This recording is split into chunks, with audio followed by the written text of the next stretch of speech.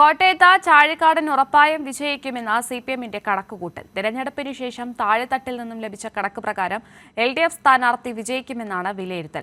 Voting ശതമാനത്തിലെ കുറവ് UDFന് തിരിച്ചടിയാകുമെന്നും CPIM കണക്കാക്കുന്നു. Thomas Chazhikadan കോട്ടയത്ത് മികച്ച വിജയം നേടുമെന്നാണ് തെരഞ്ഞെടുപ്പിന് ശേഷമുള്ള CPIMന്റെ ബൂത്തുതല കണക്കുകൂട്ടൽ. 7 നിയമസഭാ മണ്ഡലങ്ങളിൽ 4 LDF മികച്ച ലീഡ് കരസ്ഥമാക്കുമെന്നാണ് വിലയിരുത്തൽ. വൈക്കം, കടുത്തുരുത്തി, ഏറ്റുമാനൂർ, പാല എന്നീ മണ്ഡലങ്ങളിലാണ് ഇടതുമുന്നണി ഭൂരിപക്ഷം പ്രതീക്ഷിക്കുന്നത്. വൈക്കത്ത് വലിയ മുന്നേറ്റമുണ്ടാക്കാൻ കഴിയുമെന്ന് CPIM കണക്കാക്കുന്നു. പുതുപ്പള്ളി, കോട്ടയം, പിറവം എന്നീ മണ്ഡലങ്ങളിൽ UDF മേൽക്കൈ നേടുമെന്ന് CPIM കരുതുന്നു.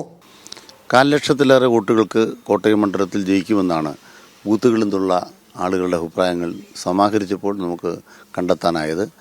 LDFന് വൈക്കം മണ്ഡലത്തിലും ഏറ്റുമാനൂർ മണ്ഡലത്തിലും അതേപോലെ തന്നെയുള്ള മറ്റ് 2 മണ്ഡലങ്ങൾ, അത് കടുത്തുരുത്തി, പാലയാണ്. ഈ 4 മണ്ഡലങ്ങളിലും LDFന് നല്ല മേൽക്കൈ ഉണ്ടാവും. കടുത്തുരുത്തി, പാല മണ്ഡലങ്ങൾ UDFന് കഴിഞ്ഞ തെരഞ്ഞെടുപ്പിൽ MLAമാരെ ജയിപ്പിച്ചെടുക്കാനായി. പക്ഷെ അത് രാഷ്ട്രീയമായൊരു മാറ്റമുണ്ടാക്കാൻ അന്ന് സാധിച്ചിരുന്നില്ല. ഈ തെരഞ്ഞെടുപ്പോടെ അത് സാധ്യമായിരിക്കുന്നു. പോളിംഗ് ശതമാനത്തിലുണ്ടായ വൻ ഇടിവ് UDFന് തിരിച്ചടിയാകും. പുതുപ്പള്ളിയിൽ പ്രതീക്ഷിച്ച മുന്നേറ്റം UDFന് ഉണ്ടാവില്ല.